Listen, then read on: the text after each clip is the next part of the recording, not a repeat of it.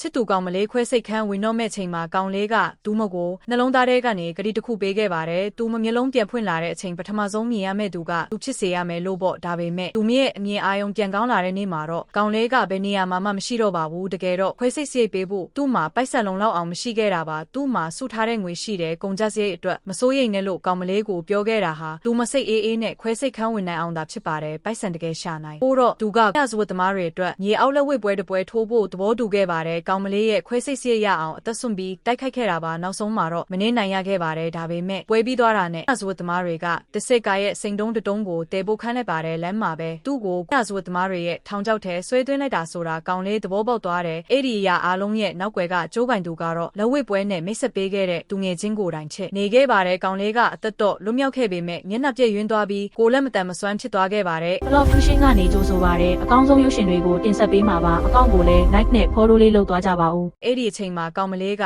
သူ့ကိုဘလို့မှရှာမတွေ့တော့ပဲသူတို့ငားနေတဲ့အခန်းလေးမှာနေတိုင်းစောင့်နေခဲ့ပါတယ်ဒါပေမဲ့အိမ်ငားမတက်နိုင်တော့လို့သူပေးထားတဲ့လိတ်ကလေးကိုခေါ်ပြီးထွက်သွားခဲ့ရပါတယ်နှစ်ကြာပြီးနောက်ကောင်မလေးကသူတို့နှစ်ယောက်ရဲ့အိမ်မက်ကိုအကောင့်ထဲပေါ်ပြီးအိုးထဲလုပ်ငန်းဆိုင်လေးဖွင့်ခဲ့ပါတယ်မျက်မမြင်ချစ်ခဲ့တုန်းကအမတရားတွေကိုအခြေခံပြီးကောင်လေးရဲ့မျက်နှာကိုပုံဖော်ဖို့အကြိမ်ကြိမ်စူးစမ်းခဲ့ပေမဲ့နှစ်လုံးလုံးမအောင်မြင်ခဲ့ပါဘူးအဲ့ဒီကာလအတွင်းသူမကိုလာချစ်တဲ့ရောကြားတိုင်းကိုလည်းညှင်းပယ်ခဲ့ပါတယ်သူမရဲ့နှလုံးသားထဲမှာကောင်လေးတစ်ယောက်တည်းရှိနေလို့ပါသူဘယ်တော့မှပြန်မလာပေမဲ့သူမကတော့တသက်လုံးစောင့်နေမယ်လို့ပြောခဲ့ပါတယ်နောက်ပိုင်းမှာကောင်မလေးကမိဘမဲ့ကလေးကေဟာမှာစေတနာဝန်တန်းသွားလုပ်ခဲ့ပြီးအဲ့ဒီမှာစကားတခွန်းမှမပြောဘဲလက်တီးကိုအမြဲတမ်းအဆုတ်ထားတဲ့မတန်ဆွမ်းမျိုးသားတစ်ယောက်နဲ့တွေ့ခဲ့ပါတယ်သူ့ကိုကြည့်ရတာရင်းနှီးသလိုခံစားရပေမဲ့ဘသူဆိုတာတော့မမိခဲ့ပါဘူးသူမသိခဲ့တာကအဲ့ဒီလူဟာကောင်လေးကိုယ်တိုင်ချစ်နေတာပါကောင်မလေးထွက်သွားပြီးတဲ့နောက်ကောင်လေးကလက်ကိုဖြည်းဖြည်းချင်းဖြတ်လိုက်တော့အဲမှာကောင်မလေးတစ်ခါကပေးခဲ့တဲ့ကြောက်စစ်လေးကိုတင်းတင်းဆုပ်ထားတာတွေ့ရပါတယ်တိတ်မကြခင်ကောင်လေးလဲဆေးရုံကဆင်းခွင့်ရခဲ့ပေမဲ့ဒီမျိုးကနေထာဝရထွက်သွားဖို့ဆုံးဖြတ်လိုက်ပါတယ်မထွက်ခင်ကောင်မလေးရဲ့အိုးတယ်လုပ်ငန်းဆိုင်ကိုတိတ်တိတ်လေးသွားခဲ့ပြီးသူတို့အချစ်ရဲ့အမတ်တရားဖြစ်တယ်လေကလေးကိုယူသွားခြင်းခဲ့တာပါဒါပေမဲ့ဆိုင်တဲကထွက်လာတဲ့အချိန်မှာသူတို့မွေးခဲ့တဲ့ခွေးလေးကပြေးဝင်တိုက်လိုက်လို့ကောင်လေးမြေကြီးပေါ်လဲကျသွားပါတယ်ကောင်မလေးကအမြင်နှောင်းပန်ခဲ့ပေမဲ့ကောင်လေးကတော့စကားတခွန်းမှမပြောခဲ့ပါဘူးသူ့အတန်ထွက်လိုက်တာနဲ့သူမမိသွားမှာကိုသိနေခဲ့လို့ပါအခုလိုဘဝချေနေမျိုးနဲ့သူမကိုအနာဂတ်တစ်ခုမပေးနိုင်ဘူးလို့ယုံကြည်နေခဲ့တာကြောင့်နောက်တစ်ချက်တောင်ပြန်မကြည့်ပဲခြေထောက်ဆွဲပြီးထွက်သွားခဲ့ပါတယ်ကောင်မလေးကထူးဆန်းတယ်လို့ပဲထင်ခဲ့ပါတယ်ဒါပေမဲ့ဆိုင်တဲပြန်ဝင်လိုက်တဲ့အချိန်လိတ်ကလေးပြောင်းနေတာကိုတွေးလိုက်ရပါတယ်ခွေးလေးကလည်းအဲ့ဒီလူထွက်သွားတဲ့ဘက်ကိုအဆက်မပြတ်ဟောင်းနေတာအဲ့ဒီလူရဲ့ထူးဆန်းတဲ့အပြုအမူကိုပြန်သတိရလိုက်တာနဲ့ကောင်မလေးစိတ်ထဲမှာမကောင်းတဲ့အတွေးတစ်ခုဝင်လာပါတော့တယ်သူမကတုံရီနေတဲ့အတန်နဲ့ဆိုင်ဝန်တန်းကို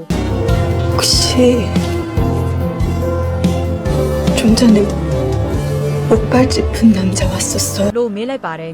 ။မျက်ရည်တွေဘားပြင်ပေါ်စီးကျက်နေချိန်မှာတော့ကောင်လေးကလူအုပ်ကြားတဲ့ပျောက်ကွယ်သွားခဲ့ပါပြီ။ကောင်မလေးလည်းလမ်းမပေါ်မှာပဲနှလုံးကွဲပြီးပြိုလဲကျသွားခဲ့ပါတယ်။သူမရဲ့ငိုတန်ကလမ်းတစ်လျှောက်ပဲတင်ထက်နေခဲ့တယ်။သူမရှိကိုနှစ်ကြိမ်တောင်ရောက်လာခဲ့ပေမဲ့မမိနိုင်ခဲ့ပါဘူး။နောက်နဲ့ကိုအချစ်တင်စိတ်ပဲကြံခဲ့ပါတယ်။အဲ့ဒီအချိန်မှာကောင်လေးကတော့သူတို့နှစ်ယောက်ရဲ့ရှိုးဝတ်နေရဟောင်းကိုရောက်သွားခဲ့ပြီးလိတ်ကလေးကိုလွတ်ပေးကဒီမျိုးကိုထာဝရနှုတ်ဆက်ဖို့ဆုံးဖြတ်လိုက်ပါတယ်ဒါပေမဲ့အဲ့ဒီအခိုက်အတန့်မှာပဲသူ့နောက်ကနေအလွန်ရင်းနှီးတဲ့အတန်တန်ထွက်ပေါ်လာခဲ့ပြီးဇလန်းလေးလည်းပြီးဆုံးသွားခဲ့ပါတယ်။